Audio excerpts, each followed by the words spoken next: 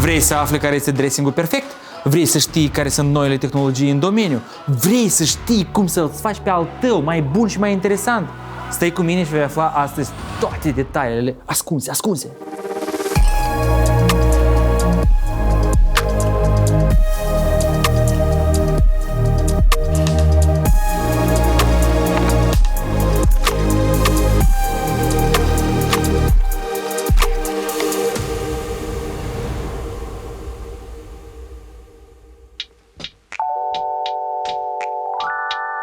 Istoric vorbind, noi am învățat să depozităm lucrurile undeva lângă zona de dormit și am generat cumva spații care le-am numit dressing-uri. Mai degrabă garderobe organizate în care păstrăm lucruri. Haine, încălțăminte, sezoniere de iarnă, de vară. Toate astea au dimensiuni specifice, au adâncimi specifice și necesități pentru a fi utilizate corect. De aceea, cei mai buni producători din lume la tot ce înseamnă dressing-uri s-au gândit și au venit cu mai multe propuneri care eu aș vrea să le spun pas cu pas.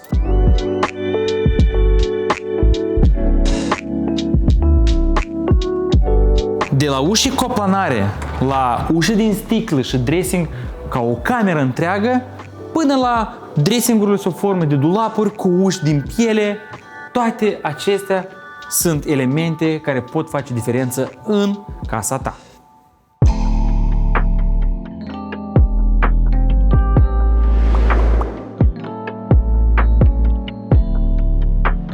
Un dressing plin și deschis cu tot felul de elemente la vedere. Sigur că așa tip de dressing este o provocare. Gândește-te că trebuie să ai grijă de praf, trebuie să ai și un sistem de ventilare corect pus bine la punct, întrucât praful să fie mai puțin depus pe hainele tale. Dar dacă îți permiți și ai o cameră dedicată acestui spațiu, îți recomand cu desăvârșire să-ți faci un open space la justa valoare, că te vei simți în imperiul hainelor tale. Așa tip de sistem impune o modularitate în gândire. Și ce ne trebuie nou? Ne trebuie panouri care să le prindem pe perete. De exemplu, băieții de la Poliform s-au gândit așa ca să poți modifica sau monta polițele, în cazul dat sunt niște polițe de sticlă, și au un sistem de prindere cu lumină plug and play. Deci, dacă ai observat, am lumina exact aici, în lateral la cumva poliții și îți permite să dai lumina pe produsele sau pe hainele care le-ai expus. Prinderea aceasta este îmbrăcată în piele. Într-al doilea rând, sistemul este independent și suspendat. Gândește că eu nu mă prind nici de perete, nici de laterale încări. Eu mă prind doar în două puncte. Am o tijă de rezistență care este prinsă jos și sus, care are un luft undeva de 10 cm, pe care la orice înălțime eu vreau, pot să ridic această poliță care direct vine cu lumină în ea, vine și electricitatea și prinderea și tot ce trebuie să am în materie de susținere a unor polițe, inclusiv acest colț care este utilizat la maxim, fără laterală pe centru.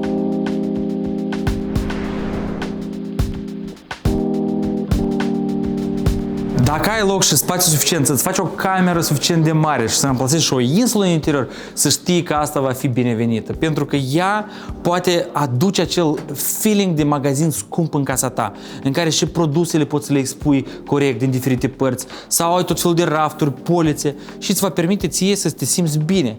Și cine știe și să mai faci prin dressing.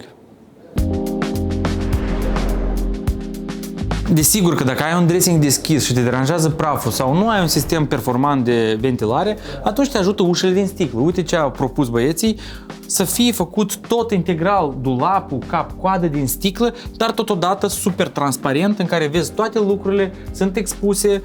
De ce ne trebuie asta? Să avem la vedere toate hainele și să nu uităm că am cumpărat o geantă de la Gucci și vreo 2 ani n-am purtat. Poate să fie și așa ceva. Ușile la dressing pot fi diferite, dar este un lucru foarte important legat de ușile tip furnir. Ei, atenție, furnirul, el știi cum, sunt niște fâșii care sunt legate între ele, prinse și lăcuite mat, într-așa mod ca să-ți creeze o unicitate a texturii. În cazul dat la Poliform, ea selectează și la orice producător premium, atenție, selectează atent aceste fâșii, le pun într-așa mod să n-aibă un desen care se repetă. Dacă vrei să fii top, clar, trebuie să-ți faci ușile din piele. Da, este mai provocator, mai scump, dar crede-mă că îți dă un spirit din ăla fine și touch. Deci aceste uși sunt și placate pe interior la fel cu piele. Dacă am vorbit acum despre piele, să ții minte că putem să facem și niște uși din stofă. Deci, poți să ai și niște uși placate cu stofă dacă vrei să ai acel feeling de smooth, moale și plăcut în interiorul casei.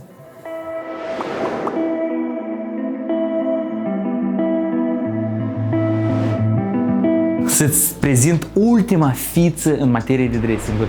Hai, vin mai aproape și vei afla. Acest dressing are sistem de ventilare în interior. Da, n-ai auzit prost.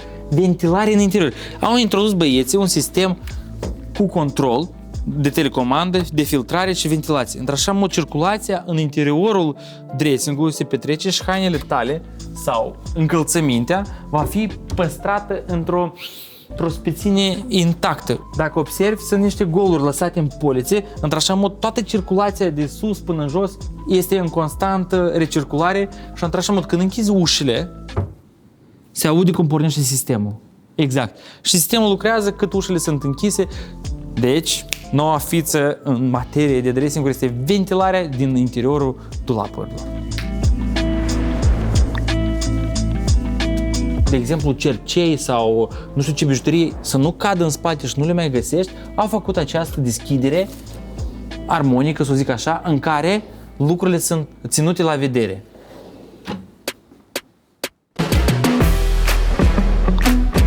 Pentru a putea avea protecție de la praf în interior, băieții au aplicat un cauciuc special la lateral la ușă, într-așa mod încât când închizi, se sigilează maxim și praful nu este introdus printre această trecere către interior.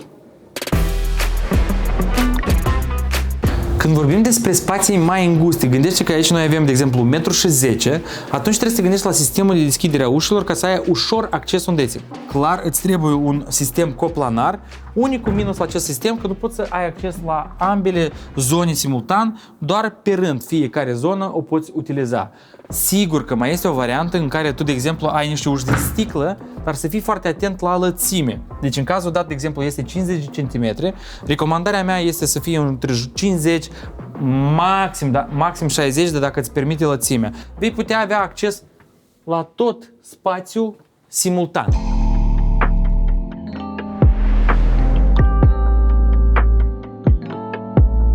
Un lucru care foarte mulți nu țin cont de el este lumina care te orbește. Deci, este foarte important lumina să fie cam la 10 cm de lateral, într-așa mod întrucât să fie luminate produsele foarte ok, dar totodată există aici o buză așa micuță care îți permite să nu orbești când deschizi dulapul.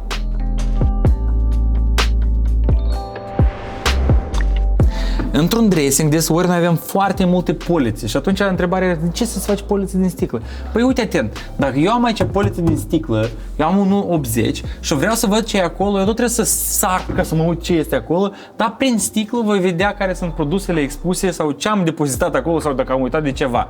De aceea, partea cu sticla în interior nu este un moft sau o fiță, dar este un lucru foarte practic. Și ce au gândit ei foarte bine, dacă te uiți atent, mereu sunt așa niște găuri aici, da? Ele îți permit ție această poliță să o amplasezi la diferite înălțimi pe parcursul vieții. Că niciodată nu știi câte lucruri vei depozita sau dacă nu ți-e comod și atunci trebuie să ai posibilitatea să o poți să o scoți sau să o pui la altă înălțime. Aici în spate este o șină care îți permite să, prin sistem plug and play, deci se conectează automat, să pui polița la orice înălțime, oricând vrei în viața ta, într-așa mod mereu va avea lumină care este în lateral aici introdusă, fără să orbească ochii și fără să mai tragi cabluri sau ceva. Smart! Într-un dressing trebuie să ții minte încă un lucru. Când tu încastrezi un dulap, trebuie să lași numai decât 2 cm undeva în laterală, 2 cm jos și dacă ai niște uși batante, poți să lași și sus 2 cm. Dar dacă îți trebuie niște uși culisante sau coplanare, acolo îți trebuie cam 5 cm. Ține minte! În episodul de astăzi ai aflat foarte multe lucruri interesante despre dressing-ul. Detalii, prindere, dressing deschis, dressing închis, cu sticlă, fără. Toate lucrurile astea fac să devină spațiul tău mult mai interesant, mult mai organizat și îți permită ție să vezi lucrurile și să nu le pierzi.